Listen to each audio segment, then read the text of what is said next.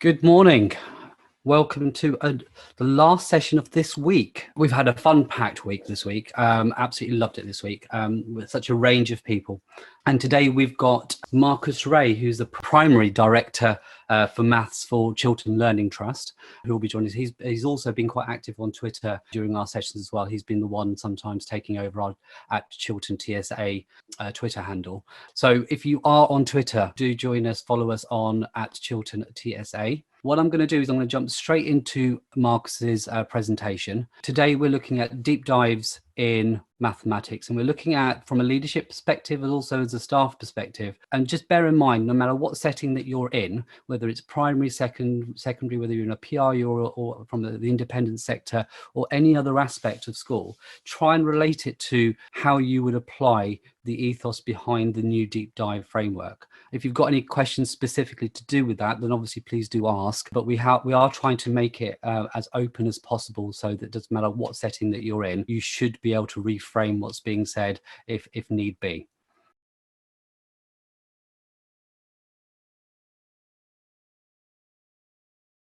Hello, good morning and welcome to my session. My name is Marcus Ray and I'm the Primary Director of Mathematics at the Chiltern Learning Trust. I'd just like to welcome you to my session today on Ofsted deep dives and their relation to mathematics. I work across the primary phase of the trust schools, supporting the schools and developing good practice within them, with focus on mathematics. I've spent some time over the last 5 months listening to senior leaders' experiences, questioning advisors and inspectors, and sharing good practice with staff who've been on the far end of a deep dive under the new framework. I'd like to build this session on recent ones from my colleagues within the Trust and CTSH, so Nadine Cotton, who gave an example of the Trust model and the relation to that with teaching and learning, Nikki Goodman in English, Sarah Chick and Nazim Latif in Science, and a session on Wednesday from Razna Chowdhury about developing a whole school maths approach. I know there's a range of audience out there, from school leaders to subject leaders, NQTs, trainees, and also more specialist teachers and leads, such as those responsible for SEND, EAL, and the more vulnerable students in our schools. Hopefully there'll be some benefits in this and little snippets that you can all take away, but that you can share with your colleagues if they're not related to you. In reality, I know that we all play multiple roles and we'll all have multiple roles to play in deep dives, especially if you're in a primary school. I am aware also that there's quite a small sample and evidence set since September to draw upon, but I know it's evolving and I've tried to speak to as many people as possible to gain knowledge and understanding, but stuff that I can share with you guys as well. Some of the examples that I'm going to give in these sessions are work in progress, but there are also ones that are adapting and growing and come from schools where they've had recent Ofsteds and experiences of deep dives. So I'd like to thank those schools for their contributions. During my presentation this morning, I would like to use 4 key phrases, if you like, and you'll hear me say them quite a lot, so I apologise for repeating them, but they are: be prepared. Be prepared in every way, from being prepared on the day to being prepared well in advance and being prepared for the school years ahead. Sing together, that old phrase, singing from the same hymn sheet, you'll hear me say that a lot, and it is relevant. It doesn't just mean staff, it means everybody in your school community. Also, knowledge is power. Having the knowledge and understanding to be able to speak about your subject, be able to showcase the talents in your school, but also to know what is going on in your school so that you can share that with others. Lastly, triangulate. Triangulate and review as well. So that's about making sure each part of the deep dive and each part of your school curriculum matches up. It works together. People share it, people learn from it, and then they review it frequently. So where do we start? Well, you need to get the perspective of all stakeholders where you currently are in your mathematics curriculum. So this could be from everybody, from the teaching assistants and the children to the parents, and also to those people who teach in other departments if you're in a secondary school, to get their understanding of how children use mathematics in their subjects. Then you need to take a clear step back and you need to reflect on the aspects of the maths curriculum, the changes that have gone over the last 2 years and the processes that are in place at the moment to make sure your maths curriculum is really thriving. Then you need to think about finding a critical friend. I found this really, really useful to work with my colleagues and my director colleagues within the trust, because it gives you that critical friend, but also a supportive eye. Somebody who's independent of the school and can ask the questions as though they don't really know the answer to what's going on in your school, so that you can give them your perspective, but you can also give them a clear understanding. They can then give you opportunities to share that good practice, to learn from others that they might know of as well. Then the last part of where to start is to review the related staff and current provision for pedagogy and curriculum in mathematics. It's a really important part to see where you are before you start making sure that everybody knows what's going on and it's consistent across your school. So a key place to start from that is the inspection handbook. What we've learned from it over the last 5 months and from the training given to inspectors is that there's no expectation for you to make changes just for Ofsted purposes. They're looking for actions that are purely impacting positively on our children. They're embedded, and they're things that are going on across the whole school, not just in certain classrooms. So it could be across an age phase, across departments, and across other curriculum subjects. That the stuff that you are talking about and the things that you are sharing and the things that you think are working well, they're truly deeply embedded. A clear aspect of that from the inspector's handbook that comes out is that deep dives briefly described, but one word, that word curriculum, is mentioned over 150 times. And therefore, I think it's a really essential thing that we know about within our school. The last thing that I think that the inspection handbook really makes key for you to know before you start really doing any investigation into your mathematics curriculum is getting the contextual information for your school, knowing where it is and knowing that the curriculum is therefore suited to the children that are there. The last two schools that I've spoken to about Ofsted inspections and that we've had some feedback within the trust is that the fact that they knew their context really, really well, they knew their structure really well, and therefore they adapted and made sure the curriculum was suited to those children within the school. That went down brilliantly, and that's why they came out as outstanding. In the inspection handbook, there's a section called Applying the EIF to the Teaching of Mathematics. Okay, in there it describes 10 key areas that you really need to know as your maths subject leader before you start thinking about what's actually going on in the classroom, because then you can be aware of modelling and shaping what's going on in the classroom. It clearly says that pupils need to understand and remember mathematical concepts and procedures, and they need to be appropriate for the starting point. So you need to make sure when you're looking in classrooms, when you're doing your visits to classrooms, that you are seeing that in action. Okay. It should also ensure that pupils are ready for the next stage in their mathematics curriculum. Where is it building on? Is it from the last lesson? Is it from the last unit of work, their last key stage, their last class they were in? And does it therefore lead them on to making knowledge development so that they can stretch that and use that throughout their time in your school? Second part is making sure that the school's curriculum planning for mathematics is really carefully sequenced. Having a sequence that allows children to develop their knowledge, concepts and procedures, and therefore systematically over time make connections with them is a key point there. You'll hear lots of people talking about two things I want to quickly mention: interleaving and revisiting. Interleaving, making sure that you are putting in parts of the mathematics curriculum that are harder and making sure that they come in on a regular basis. Very similar to revisit. Okay, do you revisit topics? When do you revisit them? When are they in your schemes of work in your curriculum so that children can make those connections and go back to them? Next aspect, and I suppose it's related to the last one, it's about making sure the curriculum is divided into manageable steps. That builds on what I was just saying about building on prior learning and know what this looked like and what it's going to look like next. Many of the maths associations out there have progression ladders. So the National Centre for Excellence in Teaching Mathematics, the NCETM, they have a really good one that you can share with staff to give staff an overview of where a topic or a domain or a single objective stretches from year 1 to year 6, stretches from year 7 all the way up to year 10 and beyond.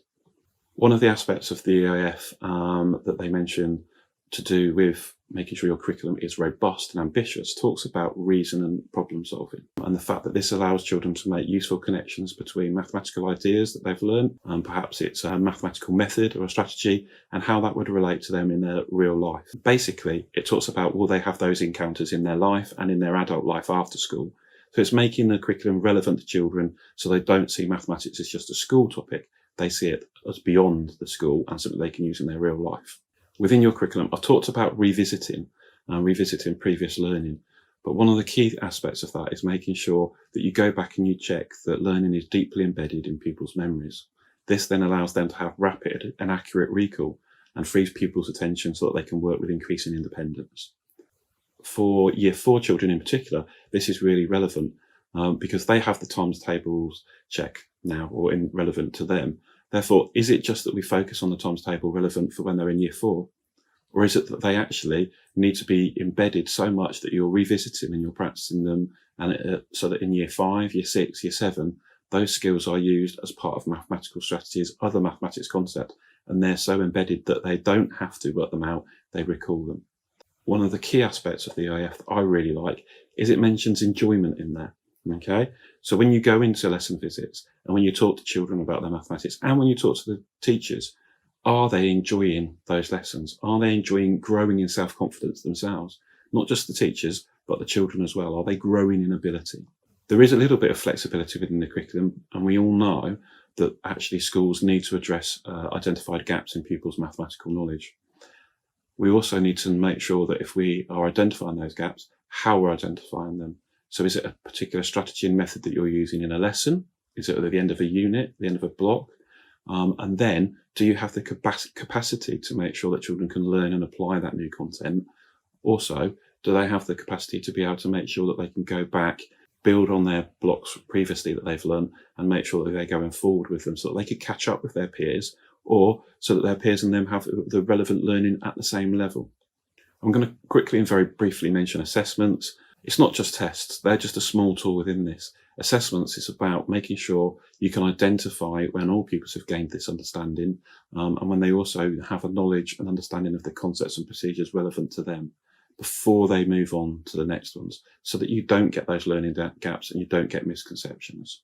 A lot of talk in schools at the moment, and a lot of things I've been seen in lesson visits, is the use of teaching, okay? And does it model new procedures? Are teachers modelling skills, modelling strategies to the children? Are they using resources and approaches that are consistent across the classrooms? It's not good enough for just one teacher to say, well, I like this method, so I teach these children this method. It should be something that gives equality across the classrooms. So, for example, look at your manipulatives that they're using and the resources. Is there a consistency in the approach across the school? And do you have enough of those resources so everybody can be using them and everybody can be using them at the same time? The last two parts of the OF that were in relation to mathematics, it's about the non-specialist teachers, okay? Do your non-specialist teachers and those teachers who find mathematics teaching more challenging than others, do they have sufficient mathematical and teaching content knowledge to deliver these effectively? If not, is there a whole school approach to CPD? And is that CPD also personalised? So in the deep dive, when staff are talked to about the curriculum, they will also be asked questions such as, do you feel empowered enough to teach the curriculum? Are there any areas where you feel weaker? And what support have you been given in those areas? The last aspect of the OF is about mathematics across the curriculum. And I know you'll have heard a great amount of conversations about this and you'll have talked about it yourself. And we'll have talked about cross-curricular links. But I want you to think about a couple of questions, okay? What would children say if you asked them, when do they use maths at school, but not in a maths lesson? When do they use maths in their life? What would children say if you asked them, when do they use maths at home? Can staff identify when pupils get a chance to use their maths skills out of context? I think that one is really relevant to us at the moment. A lot of schools are adapting and changing and improving their curriculums. One of the things that we need to make clear in there is those cross-curricular links. I've already heard a conversation in two of the sessions so far about making links between departments in secondary schools. And there was a great example given of how graphs are completed. So our graphs that are taught in mathematics lessons, then used in the same way in geography and science, is a measuring skill that's used in those lessons or DT lessons. Is it consistent across those subjects? One thing that I think is really important about the deep dive process, and I think it's really important for us to know, is that deep dives, they're not just really for Ofsted. They are there to help us develop an outstanding curriculum and your ongoing practice within the school. And a deep dive tells those inspecting a school or those visiting a school or those new to the school everything about the school as a whole. Not only the subject being looked at, but the whole school, an age phase, a department. It's the ethos of the school, not just mathematics. So think about deep dives as an approach to day-to-day culture, as a monitoring tool, checking out what is happening and knowing where exactly you are on a leadership plan, where you are on a maths subject leaders plan, and where you can go to next. Make sure that it is seeing that the activities that you're talking about are embedded in the school departments, the curriculums, the age phases, totally across the school. Don't just make those changes for Ofsted. Make sure they have an authenticity and they're embedded within your curriculum. So we'll all know what a deep dive look like. We know that there'll be an hour looking at books. We know there'll be an hour talking to leaders and staff. We know there'll be an hour in lessons. We know there'll be an hour talking to pupils. Deep dives dominate the evidence collecting aspect of an inspection. It's really important that that evidence they get showcases your school.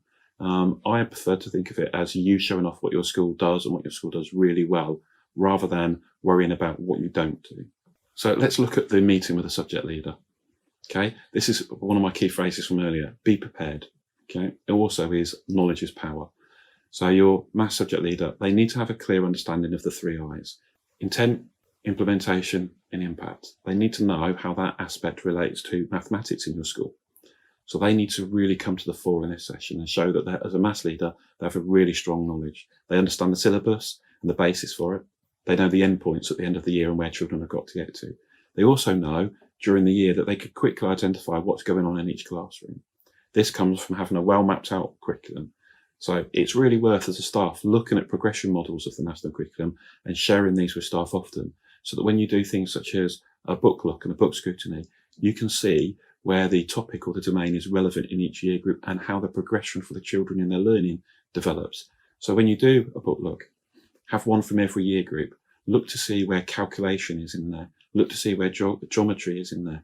Look to see where data handling comes in there. As a maths subject leader, it's also really important, and in the schools that I've spoken to who have felt that their deep dives have gone essentially really, really well, they've had a really embedded action plan. It could be 1 year, 2 year, 5 year, and it develops over time. It's regularly reviewed, and it allows the maths subject leader to know where the topic is and where the maths is in the school, but also where they need to improve, what to do next. The maths subject leader, therefore, when they have all that knowledge and power, needs also to know what effective CPD they've provided and what CPD other staff are getting within the school. So perhaps this starts with an audit, knowing where staff feel that their subject knowledge is, but also taking from your last lesson visits what you saw as the subject knowledge and what you saw as their mathematical knowledge and what might need building on. It may be that some of these aspects, therefore, are joint across the school, perhaps in pedagogical approach, but it may be that subject knowledge in how to teach specific aspects of the curriculum, they are where particular teachers might need particular areas developed the most. There is great resources out there currently at the moment for that. So there are plenty of places where teachers can go and do subject knowledge development, but there are also places where you can point them to and you can share those across the school. I think it's really important that as a staff, you look at page 9 and 10 of that Education Inspection Framework and you think about those 3 I's and you discuss them. The why, what's the intent? Why do you teach the curriculum the way it is? And why do you teach things when you teach them? The implementation, how do you teach it? What strategy are you using across the classroom? What pedagogical approaches are you using? And the impact, the what effect is that having? How do you know it's having that effect, and how do you make a judgment on that? There's been a lot of talk recently about which documents you should take into those maths subject leader meetings. And the evidence that I've got back and feedback from schools is you can take as much as you like in there, but don't take too much. Take enough in there to show that you're informed, but also show that you can answer questions when needed. So you might take your medium and long-term plans in with you, things you can talk through and where you can show where classes will be at that particular time that lesson visits are going to go into. Take a little bit of time ahead to have a look and see where those classrooms are, talk to the teachers and make sure that they know what's going on, so you know when you're asking, when you visit. Make sure that your choices and your understanding of your curriculum has been backed up by reasoning. Are there case studies and development plans that suggest and show why you are teaching your curriculum the way you are? It's okay to explain that things are new and some of them are in development, but can you explain why? Be clear about that and be clear about where you are on your plan. A good practice idea here. So just an example of an activity you can do as a team, a department, you could share it across the whole staff. Spend a small amount of time listing your 5 key points which show the most effective features of your curriculum. So what are the most effective things that you do in maths lessons? See if everybody in your staff agrees. If not, come up with the ones which you do agree and vote together as your top 5. Then I would also turn this around into another list of 5. The 5 things that you think are areas where you're working on at the moment, so that staff are clear of what those areas are. Perhaps one of them could be relevant to themselves, but the others are relevant to the whole department as a whole. This reverts back to what I said at the beginning, singing from the same hymn sheet. You all know what your talents are and what your most effective are, but you also know what you're trying to move on to next and what you're trying to develop. At this point, this is where your subject leaders should come to the fore. They should really showcase your design of your curriculum and the rationale behind it, and they should be able to explain with a shared efficacy what you're going to see in the classroom and the organisation and how the structure would look. It makes them look as though knowledge is power and they know exactly what you're going to see or an inspector's going to see when they go into the classroom. Some key things that your maths subject leader might need to be really knowledgeable about could be reading and literacy and how they are adapted across the curriculum. What does this mean in terms of maths? So we've all talked about vocabulary development, but does your school reinforce reading skills in maths lessons? They're really important skills for the children to understand and for them to be able to understand their mathematics. So are these opportunities to read planned and sequenced throughout your year groups? Also, is there a structured and rigorous and sequential way that vocabulary is developed? Do your children clearly see new words that they're developing each year, new words that are building on from the old vocabulary that they had in previous years to be able to take the concept to that next level? This should really be embedded in the curriculum, and why the focus on reading and literacy is also important in mathematics. An aspect that I've noticed quite a lot in feedback on deep dives from schools recently is the ability for staff to ask questions, use vocabulary in different ways.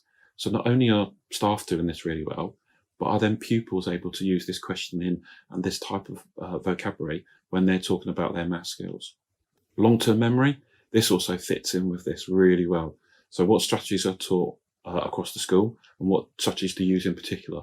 Is it sequential? Is it clear in the curriculum every time you want a long-term memory aspect? It could be that it's a method. It could be it's a rapid recall fact. But are you being specific about the approaches that you're using to long-term memory? Are your schemes, for example, working on Tom's tables, as I mentioned earlier? Is it that it's just focused for one year group, or is it focused building up to there and therefore building on from it afterwards? So once they have got quite good long-term memory, are you ensuring it's revisited and make sure it's topped up so that they can use it in more complex subjects throughout their learning journey within the school? Also, I've noticed that there has been a big emphasis on SEND and vulnerable children in recent deep dives. And again, I'm going to ask the question, what does this mean in terms of mathematics? To be able to explain this more, I'd like to just refer to some recent inspections at CLT Trust schools, which came out as outstanding. And it identified some very specific attributes regarding these type of pupils. So I'd like to give you those examples of what was described about those pupils, so you can then see, would that fit to the children in your school? Are your SEND and vulnerable children described in this way, or could you? If not, what would you do so that they are? Recently, there was support of disadvantaged and SEND pupils is strong and well thought out, and as a result, these children go on to do well and often better than their peers. Students felt that the staff are there for them and the support for them achieving their best. These children felt empowered and able to achieve just as well as their peers. And there was no narrowing of the curriculum, and they had equality of access to the curriculum to all their peers as well. The curriculum was described as strong, flexible and accessible, and it was easily adapted to suit those learners by everybody, every member of staff who approached SEND and vulnerable children in their class. The quality of education transformed the life of those pupils as a result. So in secondary school, those children were able to leave and move on with good ideas of careers and able to develop good careers and apply for those jobs. It was highly effective. Additional support was put in place to meet the needs of those children. And those children had the same high quality experience as other pupils. I'd now like to touch on a few key questions that you could ask of subject leaders. I've got 5. It's not the full list, but it's trying to make sure that you've got 5 key ones that you could use as your starting point. They focus on different areas, so they should allow you to think about with your subject leader what they need to know about their subject and what they need to know about maths in particular, and what they could go away and find out and make sure that everybody was clear on. Because maybe if they don't know it, the other teachers in the department might not be as clear as well. So do you use a scheme, and why? And how was it chosen? Okay, so that's at the centre of the curriculum development within your maths department and within a primary school across the team for mathematics. Make reference to how it's tailored to suit your school. If you do use a scheme, explain exactly why you might use it the way it is, or why you might have split it up, or why you might use the best features of it. The next question, how do you manage progression from year to year? Once a year could be your answer. It could be that you say that you're doing once a year handover sessions. It could be that you moderate and look at books. Again, refer back to what I said earlier about moderating and looking at books. Is it that you get everybody's book in a year group and see the progression and stretch of abilities? Or is it that you look at it across year groups as well? You might want to mention that you use question level analysis to see where your curriculum is and where your curriculum needs developing, and is there progression from year 3 through to year 6? Same in secondary school from year 7 to year 10. Third question, how do you break down the national curriculum objectives? So we know that national curriculum objectives have a little bit of flexibility, but they are end of year objectives. So how do you build them up? How do you build the small steps? Can teachers describe those small steps? Does the subject leader know how those teachers break up the small steps to build up to the final objectives that children can be judged against at the end of the year? Next question, which staff have had CPD recently and why? How was it disseminated? This is a really good area to be able to be strong and have that knowledge is power thought about.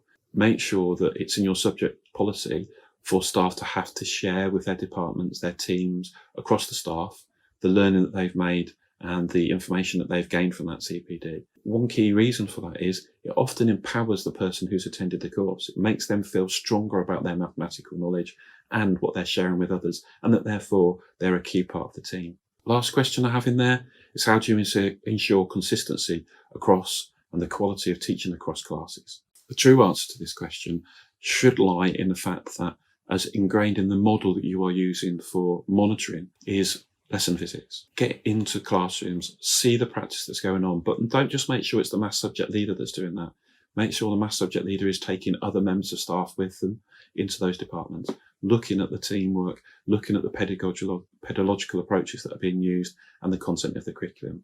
Is it consistent? This will give staff a much better perspective rather than just the maths subject leader's perspective. Can you identify where and when CPD might be needed?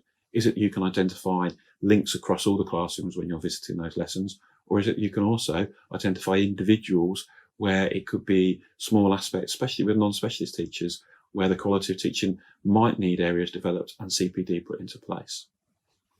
I'd like to talk about those lesson visits and work scrutiny a little bit more, if I may. And I'd like to talk to you about the fact that I think that books are a tool for showing off and recording your learning, and so are lessons. But remember, they aren't every record of this. I've got some key questions that I think might rely on you knowing those curriculum and pedagogical approaches well. But also, I want you to think about these. If you actually did this, is this what you would see in those? Okay, so here they are. They all start the same way. If I picked up a book, will it be evident that the sequence of learning that has taken place in that class? Can you see and look back? What could you do before you start a topic with children? Get them to look back for when the topic was looked at last. See the sequence for themselves as well. So if I picked up a book, will it be evident that pupils have revisited topics and weak areas? So not just interleaving of new aspects of learning and making links between them, but have they revisited areas and have they developed those areas that were weak? Have they looked at the feedback from staff? Has the feedback from staff had an impact on their learning? If I picked up a book, will it be evident that there is continuity across the classes of the same age in the same day? So is the same curriculum being delivered by teachers of the same age group children? Is it being delivered across the classrooms in the same way? Is the level of challenge being delivered in the same way and equality of opportunity for all those children? And lastly, if I picked up a book, will it be evident that the marking and the feedback has had an impact? Now, we know that there isn't a prerequisite into marking and how this should be, but is it being really evident that the feedback they may have had from a member of staff on their learning or where they need to go next has then improved their work, allowed them to develop further? I suppose a big impact of this as well is you also need to be preparing pupils. Again, my key phrase, singing from the same hymn sheet, making sure that everybody knows what's going on and it's going on across the classrooms. So what can you do to do this? Well, develop a routine of speaking to pupils within their lessons and have regular questions that you ask them. This will develop confidence in the children and continuity in what they're knowing that they might be asked about. You could ask the same question midway through the year as at the beginning of the year, and the children will have developed in confidence, but also be able to speak to you about different topics and new things that they've learned that might give them a little bit more understanding. Make sure that they're used to talking to somebody who might not be their class teacher. Great examples I've seen of this are middle leaders and other people within maths departments dropping in. So in a primary school, somebody from within the same key stage or a different key stage dropping into the classroom a very small amount of time and asking the children to talk to them about their learning. It could also be in a maths department, that could be the maths subject leader, but it could be a subject leader from another department across the school, just to see whether children are answering questions about their learning in the same way in those subjects as their own. And lastly, checking that children understand their learning, asking them about their learning, but also asking them about what things have been done in those lessons to develop their learning and take it further, and why. Key questions that you could ask pupils. Again, I've chosen a selection of five that I know have been asked in deep dives recently, and 5 that I think that you could actually go away and work on, and that actually give you a good overview of what children know about mathematics in your school. So, do you ever get to improve your work, and how do you do it? Link this to the previous question that you've asked the maths subject leader. How has the teacher helped you? How have you gained support? How did you know how to improve it? Was it a matter of the fact that you'd learned new things again afterwards? Second question, what did you learn about this topic in your previous, and this is relevant to the school, could be previous school, could be previous year, could be previous unit of work, could be previous lesson. So can children think about their learning? Has it had such an impact on them? Was it memorable and enjoyable, like the EF describes, so that they can come back to it and they make those links really easy? The more you ask them, the more they'll have confidence in being able to go back and doing that. It's not a problem as well to ask them if they can show you when they learnt about it previously. Next question is, have you used these skills in other subjects or outside maths lessons? This reverts back to what I was talking about your maths subject leader's knowledge earlier, knowing how mathematics is taught across the curriculum and how it's made links across the curriculum, across your school with other subjects. So can they tell you an example of when they've used maths outside of the maths lesson, in another lesson, but can they also tell you when they've used the things that they're learning about in real life and make links to their contextual position and their adult life, and when they might go on to use them in their further careers? You could structure a question such as, I understand you're learning about fractions. Could you tell me more about this? In fractions, what did you learn about last? What did this teach you about fractions that you have had today?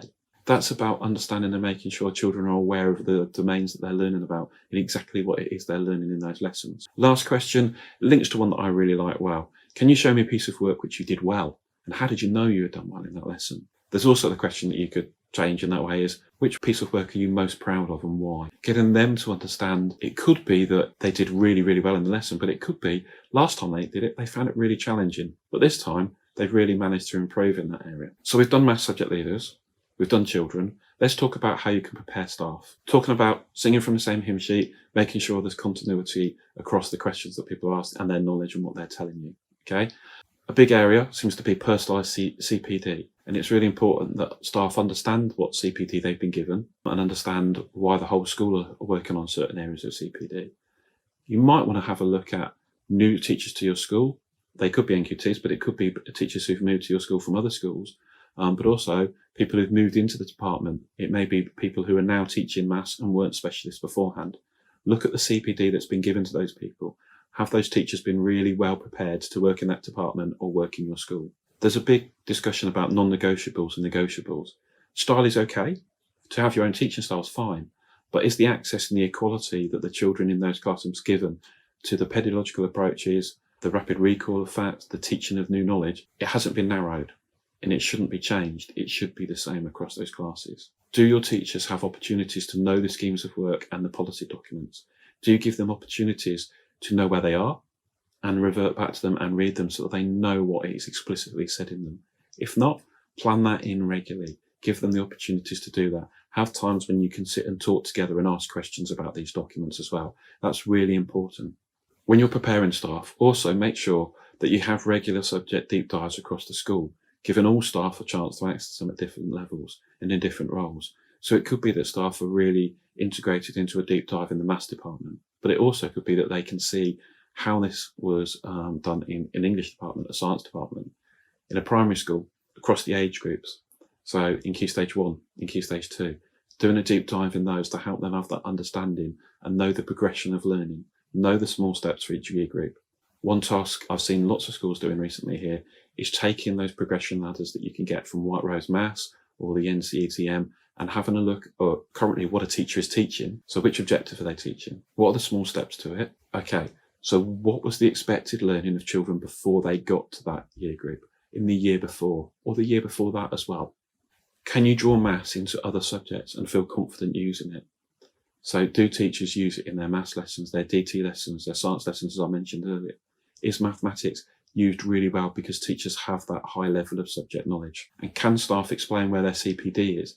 So ask them to take a post-it note, write on there the last CPD they had and the one thing that they've learned from it and the one thing they're now doing in their classroom. Is there continuity in everybody's post-it notes across the school? Do you need to do 2 post-it notes so that a member of staff has got their personalised CPD and their shared school CPD that they had as a team? Okay, the last thing is the key questions for staff. So these are, again, 5 that I've seen used and 5 that I feel will give you a really good overview of what staff know but also help staff to become prepared as well, giving them a tool, if you like, for a starting point. So they reflect also the questions that you've asked the maths subject leader, but you've also asked the children to give some continuity across the questions. So my first question is the marking in maths meaningful? How do you know it is, and has it had an impact on the mathematical ability of the children? As I said previously, we know there's no prerequisite and we know there's no expected system or amount of marking, but is it working for pupils and staff? Is there evidence that children have responded to it and it's made an impact on their learning, and are they effectively now learning in a different way, or have they got questions correct? And for the teachers, does it feel that it's had an impact on the children? Does it feel that it's enhanced their learning? Next, what training and CPD opportunities does the school or trust provide staff? Can you give me an example of an effective one? This is where they can show off and showcase that post-it note that we've just talked about. Was it personalised? How did it support them? How do they feel now about their mathematics teaching? But also, can they explain and talk about the joint training that's going on across the school and the joint development that's happening across a department or a year group or a key stage? Third question, how do you assess the progress of children in maths lessons? Could you show me this in a book? So identify the use of reasoning and problem solving is a key thing there. Can they show the mastery approach? Can they show where children have started a maths objective and moved through it to become competent in using it in word problems or reasoning questions? What do you do with struggling children? Now, it's a really good example that I've seen and explained to me earlier. This is more a matter of them being able to say, well, we identify them using this method. Is it by marking? Is it by their feedback in lessons? Is it by small assessments? Is it by asking children particular questions, assessment for learning questions? And then being able to say, as a result of this, we would do this. I would put this intervention in. I would support these children in this way. One of those key things that you could say is, at the beginning of the next lesson, I gave 5 key children a support in this area because I felt that they had struggled in the previous lesson, while the other children got on with using the strategies in a reasoning problem solving activity, so that all children were still moving on and progressing in their learning, but I was supporting these children and being able to reach the same place as the others. Last question, do you have a scheme of work, and why is it used in the way it is? This really shows that the whole team have an understanding of your curriculum. Can they go back and look at your curriculum and say, we use this scheme of work because we've noticed that it has this impact on the children. At the moment, we're using it this way. We review it regularly. And it's really important that staff know that you review it regularly and know that you're going to look back in it and why you've made the changes. Is it because that you were seeing in assessments certain topics were weaker and you needed to find a way of making sure that recall of those and memory for those of the children was better? So it brings me almost to the end of my session. And I just want to go back to right at the beginning when I said about those 4 key phrases. Be prepared. That's being prepared on the day, being prepared in advance, and that's your team being prepared. When I say your team, I'm talking about your teachers, your children, your teaching assistants, but also there's a key aspect that I didn't mention throughout there, but it's parents as well. So parents having an understanding of where their children are and then being able to support them at home. So everybody in that school community of stakeholders being prepared for a deep dive in maths and knowing what is happening in maths. Singing together, singing from the same hymn sheet. I hope I've reinforced that by trying to make sure you've seen how my questions interleaved between staff, pupils and maths subject leader, but also in knowing that actually what goes on in each classroom has continuity and has an authenticity. So what you're talking about is actually what's happening. Knowledge is power. Making sure that everybody has the knowledge to be able to talk about things confidently and know why they're learning the way they are, why they're teaching the way they are, and why they're managing the subject the way they are.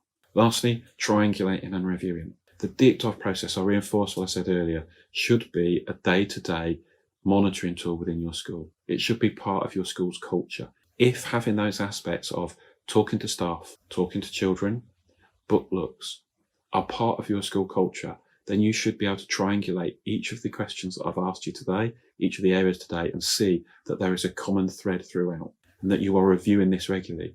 If there are things that stick out in there that aren't the same or are different or aren't being done as well in certain areas, review them, make sure they're in your action plan and move forward. I look forward to the next session where I can answer some of your questions, and hopefully I'll have answered some of your questions this morning online while you've been part of this session. I also hope that I can talk to some of you live and answer some questions, but also get some of your perspectives of deep dives and see where you have learned from them and what we can share with our colleagues within the profession as well. Thank you. Thank you, Marcus, for putting that together for us. Again, a lot to unpack. As we mentioned in previous deep dive sessions, that a vast proportion of this applies to whichever subject that you're in. I'd like to welcome Marcus Ray, Primary Director for Maths at Chiltern Learning Trust, to the E-Stage. Hi, Alf. Morning. I like my E-Stage. Great. I have E-meetings and E-stages, and I have everything else. Everything's E at the moment. So let's dive straight into the questions. Well, I have a range of questions actually, but I'd like to start with a couple that came in early on. One question that came in early on was about the role of governors. And I didn't mention it very much in there, but I've actually had some really good questions on there and how much governors should be involved in there. So thanks to Nick Martin for the first question on that. But there's been a couple right there at the end. Some really good examples of how governors can be part of that team that I mentioned and having a really good understanding of the school is to get them involved, match them up with your subject leaders, in particular maths. So I'll give an example from my own school at Light Rise. They have regular meetings with their subject leaders so that their subject leaders can do almost with them a little mini deep dive, that subject leader conversation. They're talking about not just the quality of education that's going on in the classrooms, they're talking about extracurricular things to do with their subjects, in particular maths, but they're also talking about things such as the current data in the school, what needs working on and progressing where to go next. So I would agree with a couple of people who've asked questions, are governors just an important member of that team? Yes, they are.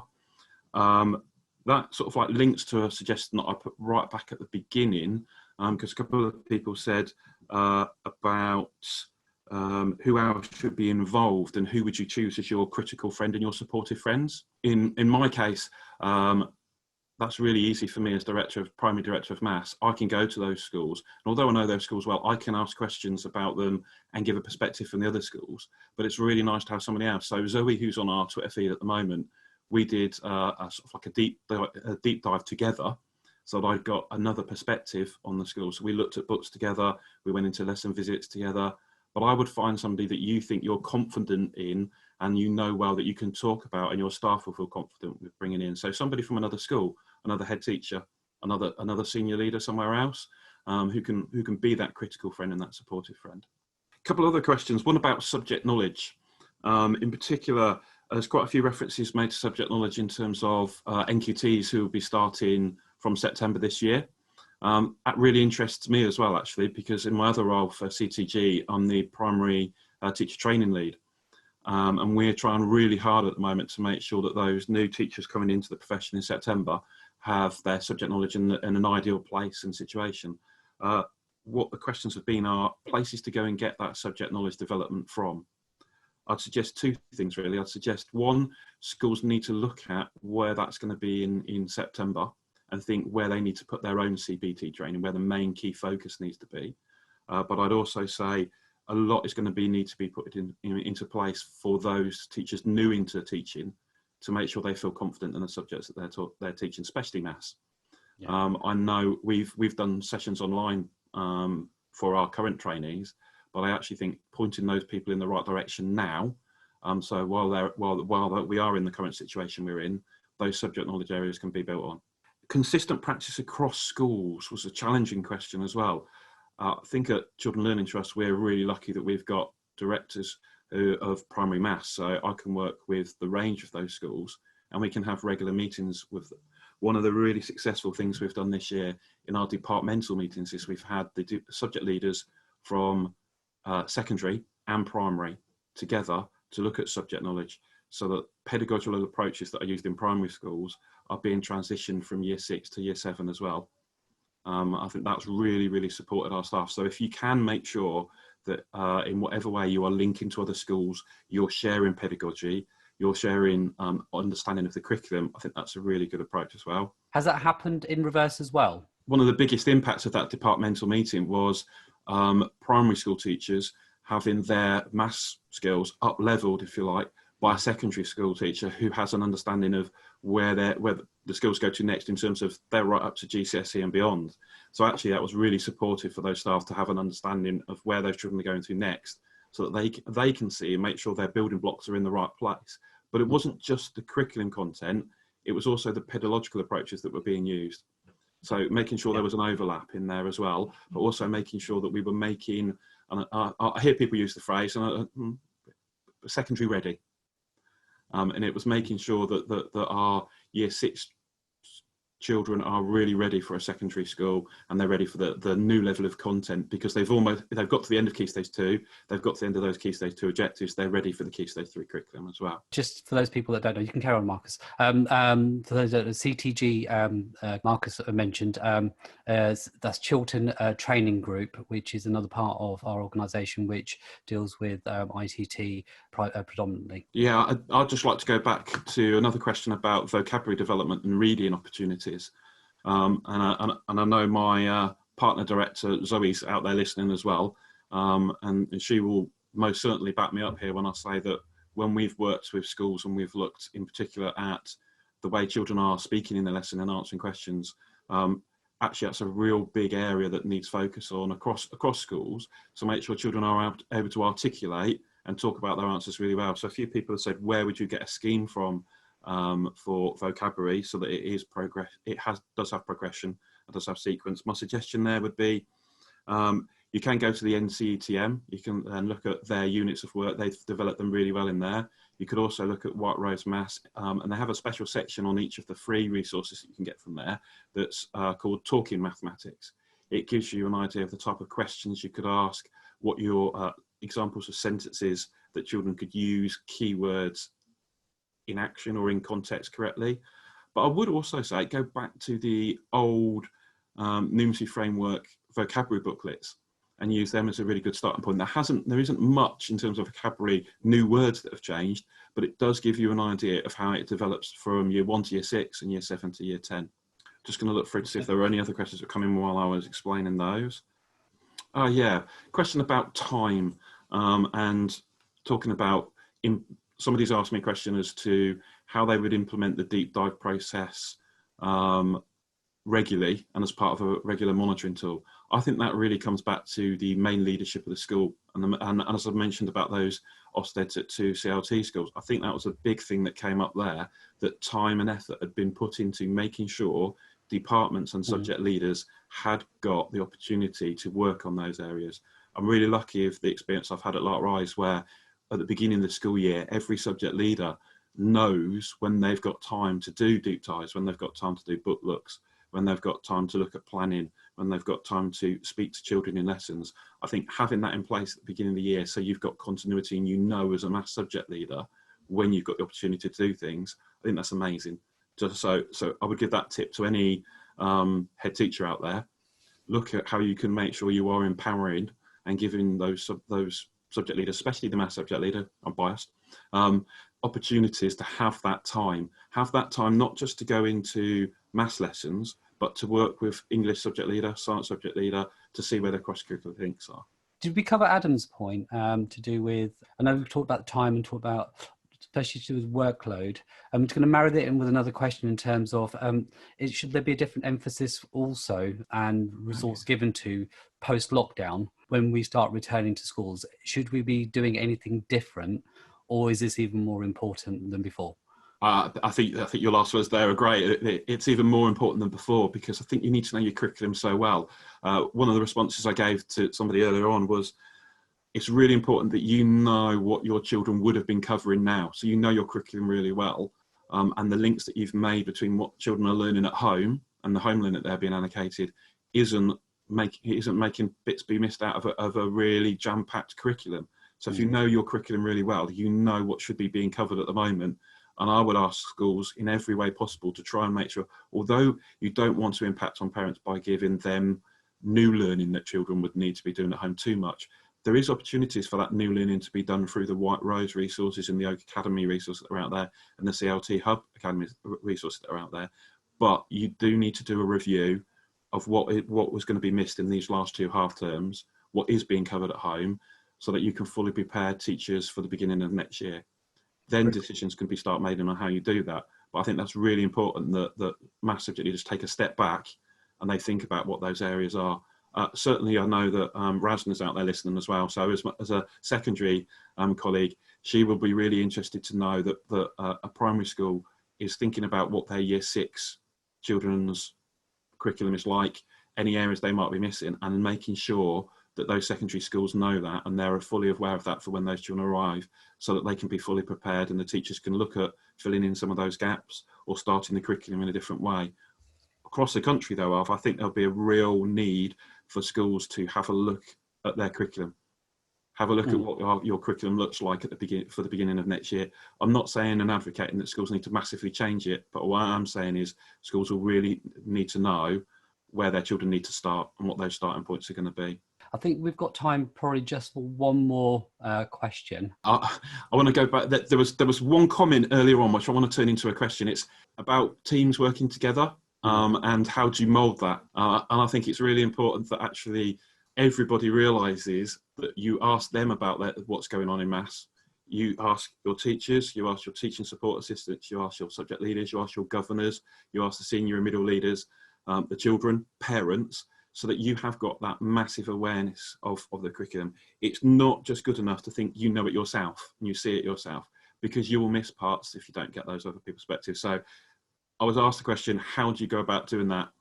I think that's got to be done through raising the profile of your subject, making sure that you regularly use social media to show how the subject is being developed in the school for parents. Parents meetings involve it, and you have enough to allow everybody to understand maths in your school. Just want to say a massive, massive thank you to you, Marcus. It's been an immense effort just putting all that together and especially thinking about the different settings that we have and our current situation.